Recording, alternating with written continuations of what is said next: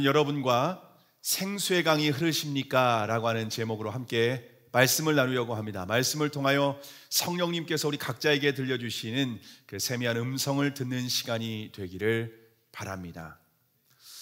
여러분, 이제 내일부터 민족 고유의 명절 추석이 시작이 됩니다. 이미 연휴가 시작되었기 때문에 고향으로 벌써 가신 분들도 계실 텐데요.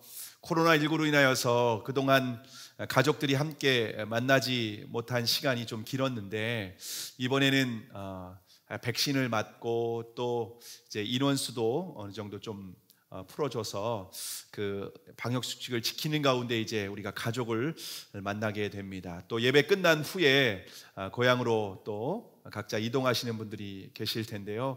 오랜만에 가족들과 만나서 풍성하고 또 행복한 명절이 될 수 있기를 바랍니다. 또 믿지 않는 가족들에게는 이번에 또 복음을 전할 수 있는 기회가 되기를 바랍니다. 여러분의 섬김과 또 여러분의 입술을 통해서 증거되는 그 복음으로 말미암아 아직 믿지 않는 가족들이 예수님 안에서 생명을 얻게 되고 또 참된 소망을 갖게 되는 그런 은혜가 있기를 축복합니다. 여러분, 우리나라에게서 추석은요 가장 큰 명절 아닙니까?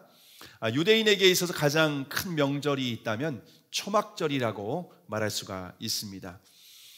오늘 본문은 유대인의 가장 큰 명절인 초막절을 배경으로 하고 있습니다. 초막절은 종교력으로 하면은 7월 15일부터 21일까지 일주일 동안 진행되는 절기입니다.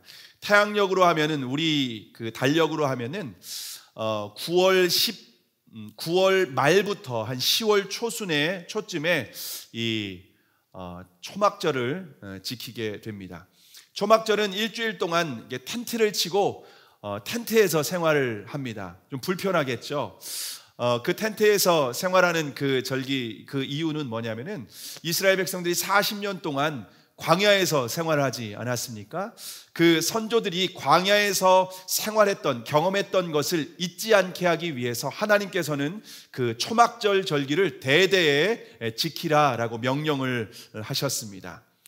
초막절이 되면은요 일주일 동안 텐트에서 지내다가 마지막 날의 하이라이트는 마지막 날 성회로 모입니다. 모든 백성들이 함께 거룩한 모임을 갖게 되는 겁니다.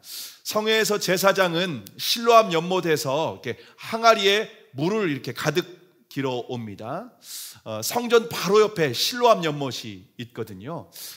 성전 그 연못에, 실로암 연못에서 항아리에 물을 담아 오고 이 성전에서 이제 그 항아리를 들고 성전 제단을 7번을 돕니다. 7번을 돌면서 시편 118편 25절을 암송합니다. 여호와여 구하오니 이제 구원하소서. 여호와여 구하오니 이제 형통케 하옵소서 라고 그 말씀을 암송한 후에 그 물을 성전 제단에 붓습니다. 그러면 그 물이 성전 제단에서 흘러넘치게 되는 겁니다. 성전 제단에 이렇게 물을 붓는 이유는요 두 가지 목적이 있는데요. 첫 번째는 이제 이스라엘 백성들이 농사를 짓고 살아가지 않습니까? 그러다 보니까 이제 초막절 절기가 끝나게 되면 이제부터 본격적으로 우기가 시작이 됩니다. 다시 말하면 비 오는 절기가 시작이 되는 겁니다. 이제 농사를 지으려면은 우기철에 비가 아주 풍성하게 내려야만 합니다. 그래야 그들이 풍성한 농사를 짓고 그들이 삶이 더욱더 풍성해지게 되는 겁니다. 그래서 메마른 땅 위에 이제 우기에 단비가 내려서 풍성케 되듯이 이렇게 물을 부어서 이 땅에 단비를 풍성하게 내려달라고 하는 그런 소망이 담겨져 있습니다. 두 번째 목적은요, 이스라엘 백성들이 광야 생활을 하면서 목이 마를 때가 많이 있었습니다. 르비딤에서 목이 마를 때 어떻게 했습니까? 하나님께서 반석을 지정하시고 모세가 지팡이를 들어서 반석을 내리쳤습니다. 그럴 때 그 반석에서 생수가 흘러나와서 모든 백성들이 흡족하게 마셨습니다. 마찬가지로 이스라엘 백성들이 이제 살아갈 때에 육신적으로 풍성한 양식만으로 살아가는 것이 아니라 영적인 생수가 공급되어야 된다는 것을 그들은 알고 있었습니다. 그래서 하나님께서 영적으로 풍성한 생수를 공급해 주시어서 영혼이 만족해 되기를 그를 바라는 소망이 담겨 있습니다. 그런 소망 가운데에서 제단에서 실로암 연못에서 떠온 이 항아리의 물을 제단에 붓는 겁니다. 이제 제단에 생수를 부을 때는요, 모든 백성들의 영적인 갈망이 최고조에 이르게 됩니다. 자, 그런데 생수를 기대했던 사람들이 심령은 더욱더 황폐해져만 가는 겁니다. 자신의 삶을 뒤로하고 성전의 절기를 지키러 왔습니다. 근데 여전히 공허함은 더해가는 겁니다. 이스라엘 백성들이 초막절 지키려면요, 최소한 한 보름 15일 정도는 그곳에 다 소모를 할 수밖에 없습니다. 왜냐하면 예루살렘까지 올라오는 거리가 한 3일에서 4일 정도 걸리지 않습니까? 3, 4일 정도 걸어서, 지금은 교통편이 좋지만 그 당시에 말을 타고 걸어서 이동하려면은 예루살렘까지 3, 4일을 걸려서 모든 자신의 생업을 뒤로하고 올라왔습니다. 가는 시간까지 하면 일주일 정도 걸리고, 또 절기를 일주일 동안 지키고 마지막 8일째는 성회로 모이기 때문에 한 15일은 이 초막절을 행사를 지키기 위해서 모든 것을 뒤로하고 참석을 했습니다. 그런데 그 심령 가운데에 영적인 생수가 공급되지 않고 여전히 메마른 상태로, 그 영혼의 마음이 쩍쩍 갈라진 상태로 황폐한 가운데에 있는 겁니다. 자, 그때 주님께서 그 황폐한 영혼들을 바라보시면서 뭐라고 외치십니까? 오늘 보면 37절입니다. 오늘 37절의 말씀을 함께 읽겠습니다. 시작. 명절 끝날 곧 큰 날에 예수께서 서서 외쳐 가라사대 누구든지 목마르거든 내게로 와서 마시라. 자, 예수님께서 명절 끝날, 그날이 가장 큰 날이라고 말하고 있습니다. 성회로 모여서 이 행사를 한 날이었기 때문입니다. 그날 큰 소리로 외치십니다. 누구든지 목마르거든 내게로 와서 마시라 라고 주님께서 말씀을 하십니다. 주님은 성전에서 예배를 드렸지만 여전히 목마른 상태에 있는 심령들에게 주님께서 외치시는 겁니다. 주님께서 명령하신 초막절 절기를 지켰지만 은혜를 받지 못한 사람들에게 주님께서 큰 소리로 외쳐 말씀하시는 겁니다. 누구든지 목마르거든 내게로 오라는 겁니다. 유대인이든지 이방인이든지 상관이 없습니다. 가난한 자이든지 부한 자이든지 상관이 없습니다. 배운 사람이든지 못 배운 사람이든지 어린아이든지 노년의 이르기까지 누구든지 목마름을 느끼거든, 갈증이 있거든, 공허함이 있거든 주님께서 나오라고 말씀을 하십니다. 초청을 하고 계십니다. 주님의 음성을 듣는 사람은 나오라는 겁니다. 그러면 마시게 될 것이다 주님께서 약속을 하십니다. 자, 그런데 이 말씀은요, 우리는 교회 밖에 있는 사람들에게만 하시는 말씀이라고 생각을 합니다. 그런데 이 말씀은 교회 안에 있는 성도들에게도 주님께서 하시는 말씀입니다.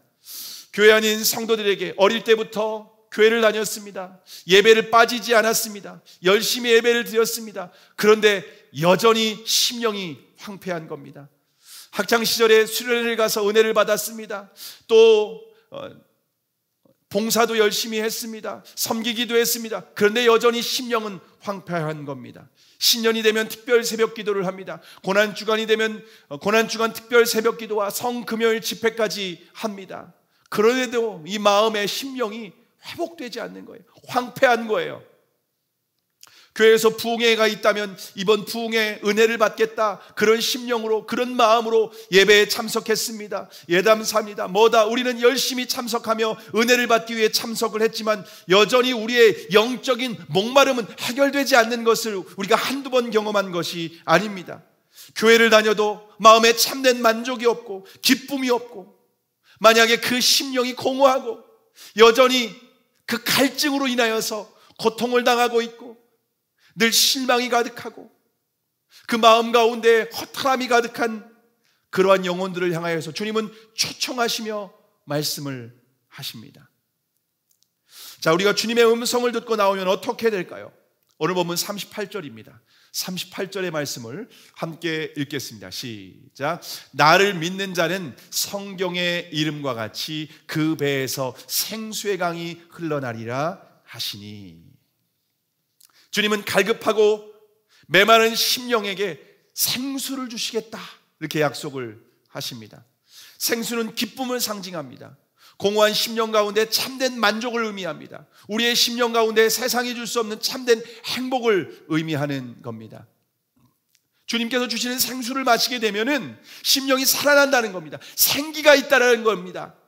그 마음 가운데 정말 다른 사람들에게 생명력이 느껴질 것만 같은 그러한 생기로 가득한 삶을 살게 된다라고 하는 것입니다. 그런데 그 생수가 어디로부터 흘러낸다고 말씀을 하십니까? 외부로부터 생수가 공급되는 것이 아니라 그 배에서 생수가 공급된다고 약속을 하십니다. 다시 말하면 우리의 영혼 깊은 곳에서 생수가 흘러나게 된다라고 하는 겁니다. 마르지 않는 샘물과 같이 계속해서 우리의 영혼 깊은 곳에서, 그전에는 우리의 영혼 깊은 곳에서 아픔이 있었습니다. 어둠이 있었습니다. 우울함이 있었습니다. 공허함이 있었습니다. 그러나 이제 그 배에서 생수가 흘러나는 겁니다. 기쁨이 샘솟는 겁니다. 행복이 있는 겁니다. 만족이 있게 되는 겁니다. 그 목마른 사람들에게 이제 그 생수가 공급돼서 흡족하게 될 수 있다, 주님은 우리에게 약속을 하고 있습니다. 자, 그런데 이 배에서 생수의 강이 흐르는 이 약속은 성경에서 일렀다고 말씀합니다. 이미 성경에서 약속한 말씀이라고 하는 겁니다. BC 600년경에 에스겔이라고 하는 선지자를 통해서 하나님께서 이미 환상 가운데 보여주셨습니다. 에스겔 선지자는 바벨론의 포로로 끌려가 있었습니다. 이스라엘은 이미 멸망당한 상황입니다. 성전까지 다 회파되었습니다. 포로로 살아가고 있는 상황, 아주 비참한 상태였습니다. 다른 나라의 포로로 살아가면서 아무런 소망도 없이, 아무런 비전도 없이, 아무런 꿈도 없이 살아가고 있는 상황이었습니다. 그렇게 절망 가운데 있을 때 하나님께서 에스겔에게 에스겔 40장부터 47장까지 성전이 다시 재건되는, 성전이 다시 회복되는 놀라운 환상을 보여주셨습니다.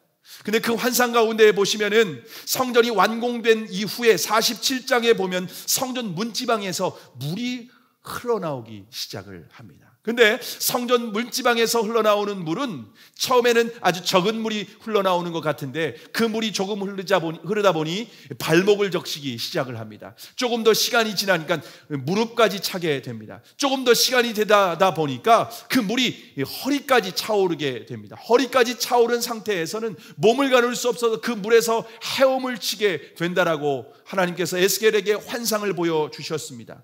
여러분, 그런데 우리가 이 허리까지 정도 이 물이 차오르면요, 자신뿐만 아니라 이미 흡족하게 마실 수 있는 물 아니겠습니까?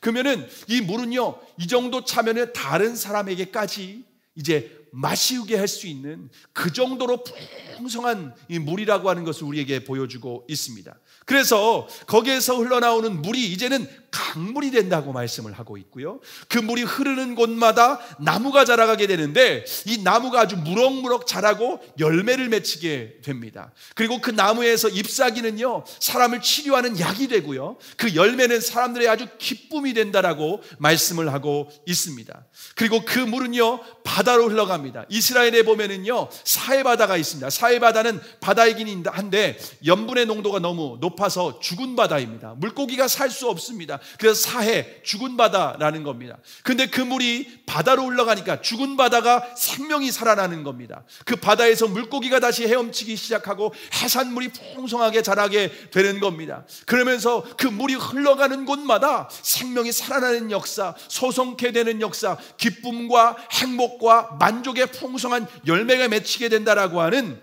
이 환상을 하나님께서 에스겔에게 보여주셨습니다. 포로 가운데 있는 에스겔에게, 성전이 멸망해서 아무런 소망이 없는 에스겔에게 그 환상을 보여주셨던 겁니다. 그런데 주님께서 오늘 본문에서 그 성전에서 물이 흐르는 그 환상이 바로 오늘 본문에서 말씀하신 겁니다. 그 약속이 예수님을 통하여서 성취되었다는 겁니다. 에스겔 600년 전에 에스겔 통해서 약속하셨던 이 성전에서 흘러내는 이 생수의 환상이 예수님을 통하여서 성취되는 것을 우리에게 말씀을 하고 있습니다. 예수님이 오신 이후에 더 이상 건물은 성전이 아닙니다. 예수 그리스도께서 요단강에서 침례를 받으신 이후에 하늘에서 하나님의 영이신 성령님이 임재하셨습니다. 그래서 예수님이 친히 성전이 되신 겁니다.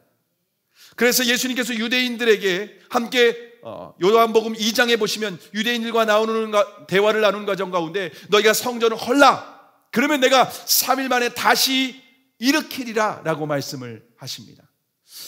유대인들은 46년 동안 지은 헤롯 성전을 생각했습니다. 그런데 예수님은 요한복음 22장 21절에 보시면 성전된 자기 육체를 가리켜 말씀하신 것이라 말씀을 하고 있습니다.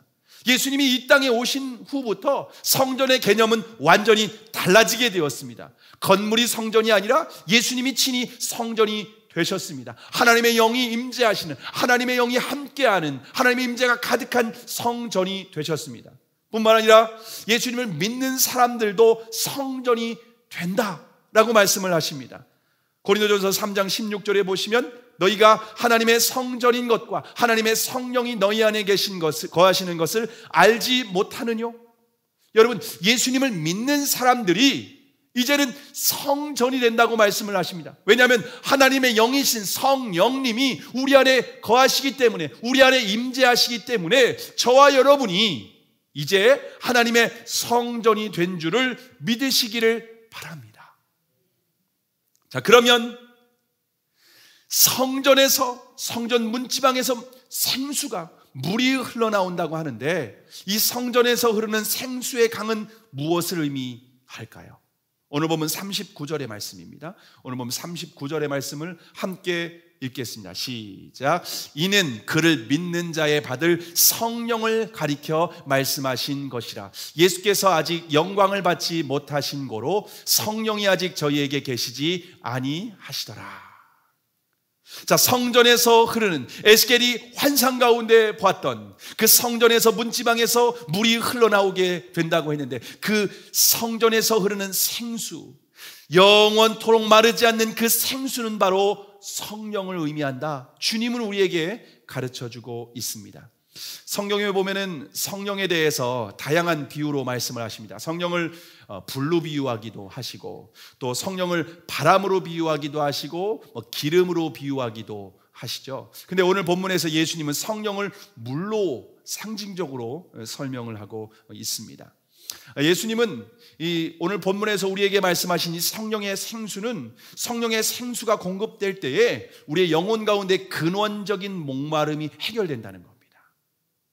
예수님을 믿는 자에게는 성령의 생수가 부어져서 그 영혼 안에서 예수님이 성전 삼고 계시니까 그 생수가 샘물처럼 솟아나서, 예수님에게로부터 솟아나서 근원적인 목마름이 해결되어서 참된 만족이 있고, 참된 기쁨이 있고, 참된 행복을 경험하며 누리며 살아갈 수 있다라고 우리에게 분명하게 약속을 하고 있습니다. 자, 그런데 이 생수의 강은 어떤 사람에게 약속하셨습니까? 어떤 사람에게 약속하셨습니까? 38절과 39절에 보면 나를 믿는 자, 38절에서는 나를 믿는 자라고 말하고 있고 39절에서는 그를 믿는 자라고 말씀을 하고 있습니다. 다시 말하면 예수님을 믿는 자에게, 예수님을 믿는 자가 하나님의 성전이 되어서 그 안에서 생수의 강이 흘러나겠다라고 하는 그 약속을 하고 있습니다. 마찬가지로 주 예수님께서 요한복음 4장 14절에서도 이 가나안 여인에게도 똑같은 말씀을 하십니다. 요한복음 4장 14절입니다. 내가 주는 물을 먹는 자는 영원히 목마르지 아니하리니 나의 주는 물은 그 속에서 영생하도록 솟아나는 샘물이 되리라. 예수님이 이 말씀을 오늘 본문에서만 말씀하신 것이 아니라 요한복음 4장에서도 이미 말씀하시고, 또 예수님이 오병이어로 기적을 베푸신 다음에 뭐라고 내가 참된 양식이고 내가 참된 음료다. 예수님은 요한복음에서 계속해서 반복적으로 이 말씀을 하고 있는 겁니다. 예수님을 믿는 자는 그 속에서 생수의 강이 흘러날 거야. 샘물이 솟아날 거야. 음료야, 나는 참된 양식이야. 너희들의 참된 만족이야. 참된 기쁨이야. 참된 행복이란다. 예수님은 계속해서 반복적으로 하나님께서 이 이스라엘 백성들에게 말씀하시는 것을 볼 수가 있습니다. 여러분, 예수 그리스도를 믿으십니까? 예수님을 믿는 사람들은 하나님의 영이신 성령님이 우리 안에 임재하십니다. 그래서 우리는 성전이라는 것을 믿으십니까? 성전에서는 생수의 강이 이 샘물처럼 계속해서 솟아난다라고 하는 것을, 이 약속을 믿으십니까? 그러면 우리 안에 참된 만족이 있는 겁니다. 참된 기쁨이 있는 겁니다. 세상이 줄 수 없는 참된 행복을 우리가 누리게 된다라고 하는 놀라운 약속의 말씀입니다. 주님은 우리에게 이처럼 놀라운 약속의 말씀을 주셨습니다. 그런데 문제는 뭐냐면, 제가 사역을 하면서 성도들을 바라보면은 이 생수의 강, 영원히 샘솟는 이 샘물을 마시면서 참된 만족과 참된 기쁨을 누리는 성도들이 많지 않다라고 하는 겁니다. 예배를 드려도 마지못해 예배를 드리는 것 같습니다. 신앙생활을 하는데 참된 기쁨과 만족이 없습니다. 근데 목회자인 저도 그렇습니다. 저도 참된 만족을 누리지 못한 채 사역을 해왔습니다. 참된 기쁨을 누리지 못한 채 교회 안에서 열심히 사역을 했습니다. 여러분, 이 약속이, 주님의 약속이 거짓말일까요? 왜 우리는 주님께서 이처럼 성경에 진리의 약속을 하셨는데 우리는 왜 그 기쁨과 만족을, 생수의 강이 우리 안에서 흘러나는 이 기쁨과 만족을 누리지 못한 채 신앙생활하고 있는 것일까요? 그것은 우리가 이 믿는 자라고 하는 의미에 대한 개념 이해가 좀 약하기 때문인 것 같습니다. 오늘 보면 38절과 39절에 보시면 이 믿는 자라고 하는 단어가 헬라어로 피스티오라고 하는 단어입니다. 피스티오, 믿는다라고 하는. 근데 성경에 믿는다는 단어가 다 이 단어로 되어 있습니다. 요한복음 3장 16절에 말씀하신 그 믿음도 이 피스티오입니다. 근데 이 믿음이라고 하는 단어가 헬라어로 어떤 의미가 있냐면요, 이것은 신뢰하다, 의지하다, 순종하다, 위탁하다라고 하는 의미가 있습니다. 그냥 단순히 믿는다라고 하는 입술의 고백이 아닙니다. 이것은 신뢰하는 관계적인 개념입니다. 내가 어떤 대상을 신뢰하는 겁니다. 믿고 의지하는 겁니다. 신뢰하니까 믿는 거 아니겠습니까? 신뢰하니까 그 말을 믿는 거예요. 그래서 그 말을 순종하는 겁니다. 그리고 신뢰하니까 위탁하는 겁니다. 내 삶을 위탁하고 내 생명을 위탁하는 겁니다. 이것이 믿는다는 개념입니다. 그런데 더 중요한 게 있습니다. 여기에서 믿는다라고 하는 개념은 현재 분사형입니다. 이렇게 말하면 벌써 현재 분사형이 뭐예요? 이렇게 얘기할 수 있는데, 이 현재 분사형은 간단합니다. 현재 분사형은 계속해서 믿는 상태를 말합니다. 그러니까 내가 과거에 한번 예수님 믿는다고 고백하고 영접한 것을 의미하는 것이 아닙니다. 지금, 과거에 그렇게 했으면 지금까지도 믿음을 유지하는 겁니다. 신뢰하는 겁니다. 관계 가운데 친밀하게 신뢰하고 있는 겁니다. 순종을 하는 겁니다. 내 삶을 의탁하는 겁니다. 내 생명을 의탁하는 겁니다. 지금 계속해서 반복적으로 일어나는 것이 현재 분사형이라고 하는 겁니다. 일회적인 것이 아니라 계속적인 상태, 그게 현재라는 겁니다. 그래서 우리가 믿는 것은 과거에 내가 예수님 영접했어요. 내가 친구가 복음 전해가지고서 그 복음을 듣고 예수님을 영접했어요 라는 것이 아니라, 그것을 의미하는 것이 아니라 지금 예수님과 친밀한 관계를 의미하는 겁니다. 지금 내가 예수님과 친밀한 관계를 갖고 내가 예수님을 따라가고 예수님을 의지하고 예수님을 믿고 예수님을 신뢰할 때 그 배에서 생수의 강이 흐른다. 참된 만족이 있다. 참된 기쁨이 있다. 세상이 줄 수 없는 참된 행복을 누릴 수 있다 라고 하는 것을 우리에게 약속하시는 말씀입니다. 그래서 예수님을 믿는다라고 하는 것은 무엇인가 하면은 예수님과 교제를 하는 겁니다. 그리고 예수님과 교제를 통하여서 친밀하게 그분의 음성을 듣는 겁니다. 그분의 음성을 듣고 말씀과 기도 가운데 그분의 음성을 듣고 마치 양이 목자를 따라가듯이 따라가는 겁니다. 세상 사람들은 그렇게 살아가지 않아요. 육신의 정욕, 안목의 정욕, 이생의 자랑을 따라서 살아갑니다. 돈을 따라서 살아가죠. 그리고 명예와 권력을 추구하며 살아갑니다. 자신의 본능을 따라 살아갑니다. 느낌을 따라서 살아갑니다. 그러나 믿는 자는 예수님과 교제하고 그 예수님께서 하신 말씀을 귀 기울여 듣습니다. 이것이 나에게 지금 뭐라고 말씀하시는 것인지 그것을 믿고 따라가는 겁니다. 그러다 보면 내 생각과 충돌이 될 때가 있어요. 내 의견과 다를 때가 있죠. 그리고 세상 사람들이 일반적으로 따라가는 패턴과 다를 때가 있어요. 그럴 때 어떻게 해야 됩니까? 예수님을 믿는 자는 자신을 신뢰하는 것이 아니라 이제 예수님을 믿으니까 나보다 전능하신 그 예수 그리스도를 믿는 거니까 그분의 말을 귀 기울여 듣고 그대로 순종하는 거예요. 따라가는 거예요. 양이 목자를 따라가듯이 따라가는 것, 그것이 바로 예수님을 믿는 겁니다. 근데 우리는 믿음에 대해서 어떻게 이해를 하고 있었냐면은 내가 예수님 영접기도 했어, 믿는다고 고백했어, 나 침례 받았어, 교회에서 직분까지 받았어, 교회에서 이런 봉사까지 해, 그것으로 우리의 믿음을 대체하려고 했었습니다. 나 예배를 드렸기 때문에 나는 믿는 거야 라고 우리는 그걸로 믿음을 대체하려고 했다는 겁니다. 종교의식으로 믿음을 대체하려고 했었던 겁니다. 실제는 믿지 않아요. 실제는 신뢰가 전혀 없어요. 실제는 예수님을 따라가지 않아요. 실제로 예수님의 음성이 들리지도 않아요. 예수님과 친밀한 관계는 이미 끊어진 지 오래예요. 그런데 나는 과거에 믿는다고 했으니까, 나는 직분을 받았으니까, 나는 교회에 다니니까, 예배를 드리니까 믿는다고 치는 겁니다. 근데 그것과 믿음은 다른 거예요. 여러분, 우리가 결혼을 하지 않습니까? 결혼을 하면은요, 부부가 합법적인 부부가 됩니다. 남자와 여자가. 그런데 결혼을 한다고 해서 부부관계가 다 좋은 건 아니더라고요. 저는 지금 부부관계가 좋습니다. 여러분은 어떤지 잘 모르겠습니다. 관계와 이 형식은 다릅니다. 한 집에 산다고 해서 꼭 부부관계가 좋은 것은 아니라는 겁니다. 부부관계가 좋을 수도 있고 안 좋을 수도 있다는 겁니다.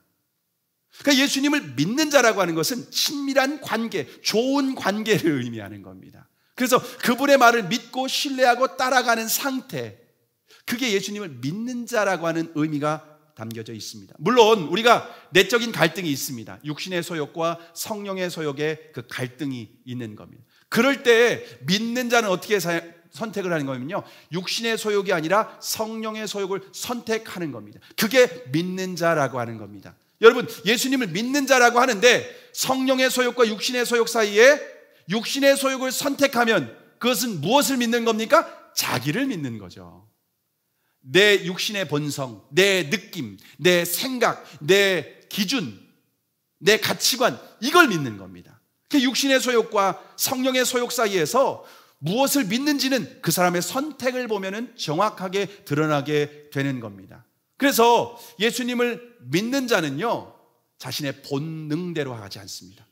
자신의 소견대로 가지 않습니다. 자신의 감정대로 가지 않습니다. 자신의 느낌대로 가지 않습니다. 자신이 기준대로 가지 않습니다. 세상 사람들이 정해놓은 어떤 법칙을 따라가지 않습니다. 성령님께서 내게 하시는 말씀이 뭐지? 여러분, 그런데 성령님께서 하시는 음성은 항상 달라요. 어제 하시는 말씀이 다르고 오늘 하시는 말씀이 달라요. 우리가 가정에 있을 때 다르고 직장에 있을 때 달라요. 그 상황에 맞게 최고의 지혜를 저에게 가르쳐 주시는 거예요. 어디로 가야 될지, 어떻게 해야 될지 말씀해 주시는 거예요. 성령님의 음성이 잘 들리지 않을 때 예수님이라면 어떻게 하셨지? 라고 스스로 질문을 던져보는 겁니다. 그럴 때 그분이 지혜를 주셔요. 어떤 생각을 주셔요. 어떤 마음을 주셔요. 때로는 설교라든가 또는 다른 성도를 통하여서 아주 좋은 하나님의 말씀을 듣게 하는 거예요. 유튜브 설교를 통해서 들을 수도 있겠죠. 그 주님의 음성을 취하는 겁니다. 그리고 자기를 부인하고 목자의 음성을 따라서 순종하는 겁니다. 그게 주님을 믿는 자라는 의미입니다. 그런 사람에게는 생수의 강이 흐르는 겁니다. 근데 계속적이라고 말씀을 했죠. 어제 그렇게 했으니까 오늘은 안 해도 되지? 아니요. 오늘도 그렇게 날마다 동행하는 삶, 그것이 바로 예수님을 믿는 것입니다. 그래서 저희가 광고 시간에 늘 인사를 어떻게 합니까? 일상에서 주님과 동행합시다 라는 의미가 예수님을 믿고 그분을 따라가세요 라는 의미가 있는 겁니다. 얼마 전에 저희 교회에 한 성도님이 찾아오셨습니다. 그 성도님은 몇 년 전에 건강검진을 했는데 폐에 이상 소견이 발견되었습니다. 그래서 몇 년 동안 CT를 찍으면서 추적 검사를 했는데 최근에 사이즈가 더 자라게 되었습니다. 그분의 폐를 몇 년 동안 추적 관찰했던 그 병원은 서울대학병원이었습니다. 굉장히 좋은 우리나라의 5대 병원 중에 하나죠. 그래서 서울대학병원에서 오랫동안 추적 관찰을 했기 때문에 수술 스케줄까지 잡아주고 또 입원 스케줄까지 잡아줬습니다. 그런데 이분이 우리 교회 권사님이 폐암 수술을 받았는데 수술 이후에 정상적으로 회복됐다라고 하는 말씀을 친구를 통해서 듣게 되었습니다. 그래서 그분을 어떤 분인지 소개를 받고 그 병원에 가서 진찰을 받고 그 병원에서 또 이제 다시 수술 날짜를 잡게 되었습니다. 그런데 이분이 이제 우리 교회 권사님이 저를 통해서 그 의사 선생님 스케줄을 잡았다고 해서 저에게 한번 좀 찾아와서 기도를 받으려고 찾아오셨습니다. 그래서 제가 뭐 기도한다고 해서 뭐 암이 낫겠습니까? 제가 기도한다고 해서 모든 질병이 다 나았으면은 우리 교회가 여의도 순복음교회가 됐겠죠. 네. 저는 그런데 생명을 책임지시는 분이 예수 그리스도라는 것을 믿고 있습니다. 예수님을 믿는 자는 어떤 상황 가운데에서도 생수의 강이 흘러나리라, 이 말씀을 저는 믿었습니다. 그래서 그분에게 제가 은과 금은 없지만 베드로가 말한 것처럼 예수 그리스도가 있으니 예수 그리스도를 전해야겠다라고 말씀을 이제 전하기 시작했습니다. 신앙생활을 어떻게 하셨는지, 이분은 모태신앙이었습니다. 그 옛날부터 어머님이 신앙생활을 하면서 철저히 자녀들을 양육했던 겁니다. 그래서 8남매가 다 신앙생활을 하고 계십니다. 자녀들도 다 신앙생활을 하고 계십니다. 하나님의 살아계심을 어렸을 때부터 확신했답니다. 하나님의 살아계심을 의심해 본 적이 없으시답니다. 그리고 예수님을 당연히 영접하셨죠. 예수님 영접하셨죠. 그런데 제가 예수님과 지금 어떤 관계인지를 확인해 봤는데 예수님과 지금 현재의 관계는 없는 거예요. 현재 예수님과 동행하는 삶이 없었던 겁니다. 그걸 어떻게 알 수 있었냐면은 그 건강에 이상이 생겼을 때 이분의 반응을 보면 예수님을 붙잡고 있지 않구나 라고 하는 것을 제가 느꼈던 겁니다. 그래서 제가 이분에게 다시 복음을 전하기 시작했습니다. 예수님을 믿는 것이 어떤 의미인지 다시 설명을 해드리기 시작했습니다. 하나님이 살아계시다는 것 믿는 거 너무 귀한 거죠. 그런데 귀신들도 믿고 있습니다. 귀신들도 믿고 떱니다. 그런데 귀신들이 구원받는다는 말씀은 성경 어디에도 없습니다. 하나님의 살아계시다라는 것은 믿음이 아닙니다. 그건 당연한 것입니다. 믿음은 무엇입니까? 예수님을 나의 주님으로 모시는 겁니다. 예수님을 우리 나의 삶의 주님으로 모시고 그분과 동행하는 삶입니다. 그분과 친밀하게 교제하는 겁니다. 그분의 음성을 날마다 듣는 것입니다. 그리고 내 소견에 오른 대로 내 생각대로 하는 것이 아니라 그분의 말씀에 순종하는 것입니다. 그것이 예수님을 믿는 것입니다 라고 말씀을 드렸습니다. 근데 성령님께서 그 가운데 조명하시고 역사하셨습니다. 이분이 나이가 69세예요. 70년 가까이 모태신앙으로 태어나서 지금까지 교회를 다니며 신앙생활을 하셨는데 이분이 내 믿음이 가짜였다는 것을 이제 알았다는 겁니다. 그러면서 내가 그동안 하나님을 조롱했던 것 같다고 펑펑 우시는 겁니다. 막 눈물을 흘리시는 겁니다. 너무너무 눈물을 흘리시면서 어떻게 하냐고요. 그래서 같이 회개하며 다시 예수님을 영접하는 기도. 이제는 예수님을 내 삶의 주님으로, 이제는 내가 필요한 내 기도 응답해 주는 어떤 이방 종교의 신과 같은 분이 아니라 나의 하나님, 나의 주님으로 영접하고 이제는 그분의 말씀대로 그분과 교제 가운데 순종하며 살아가겠다고 그런 고백을 했는데, 예수님을 다시 영접하고 복음으로 다시 영접하고 난 뒤에 이분이 새로 태어난 것처럼 너무 행복하다고, 너무 기쁘다고, 그분의 몸에는 수술을 앞두고 있어요. 근데 주님이 주시는 은혜 때문에 너무 행복하다고, 너무 기쁘다고. 그래서 정말 주님께, 주님, 이 영혼 다시 무엇보다도 영혼이 주님 안에 회복될 수 있도록 은혜 주셔서 감사합니다 하면서 그분의 치유와 축복을 위해서 간절히 기도하는 시간을 가졌습니다. 여러분, 저는 그분의 모습이, 그분이 지금까지 신앙생활을 해왔던 모습, 한국교회 안에 많은 분들이 그렇게 신앙생활을 해오고 있는 것 같습니다. 저도 목회자였지만, 사역자였지만은 주님과의 관계없이 내가 어떤 믿는 것, 나는 목회자니까 일만 열심히 했지 주님과의 친밀한 관계를 잃어버린 채 그렇게 살아왔었던 겁니다. 그러니까 제 안에 생수의 강이 흐르지 않았던 겁니다. 주님이 주신 참된 기쁨과 만족이 없었던 거였습니다. 그냥 개척하면서 이걸 알았습니다.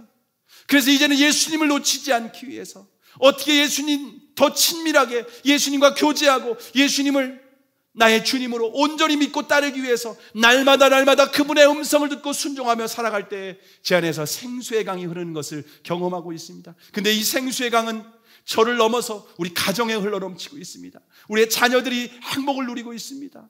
부부관계가 행복 가운데, 아름다운 관계 가운데 공동체 안에서 이 생수의 강이 흐르고 있습니다. 하나님은 이 생수의 강이 가는 곳곳마다 흐르게 하시는 것을 경험하고 있습니다. 여러분, 예수님을 믿는 자에게 생수의 강이 흐르신다는 놀라운 약속을 하셨습니다. 이것은 실제입니다. 예수님 우리에게 놀라운 복음을 약속하신 것입니다. 믿는 자, 그분과 교제하는 자, 그분에게 친밀하게 따라가는 자, 자기를 부인하고 주님을 따라 순종하는 사람, 내 소견을 따라가는 것이 아니라 성령을 따라 살아가는 사람들에게 생수의 강이 흐르게 될 것입니다. 그 메마른 심령 가운데에 참된 만족이 있게 될 것입니다.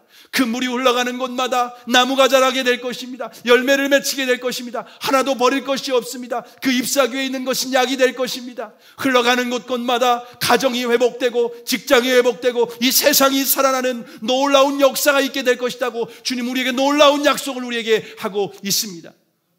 여러분, 우리가 명절이 되어서 이제 가족을 만나게 될 텐데, 가족을 만날 때 내 안에 계신 예수 그리스도와 함께 가시기 바랍니다. 예수 그리스도와 함께 갈 때 그 예수 그리스도께서 나를 통하여서 생수의 강이 흘러가도록, 그래서 믿지 않는 가족들이 예수님을 믿게 되고 그 명절에 함께 모인 가정, 그 모임 가운데 행복이 넘치고 만족이 있고, 그래서 우리를 통하여서 나도 그 예수님을 믿고 싶다, 나도 그 갈증이 느껴진다, 나도 예수님께서 주시는 생수의 강을 경험하고 싶다, 여러분들을 통하여서 그래서 복음이 전해지게 되는 그 은혜가 있기를 바랍니다. 여러분, 저와 여러분이 생수의 강이 흘러넘치기를 바랍니다.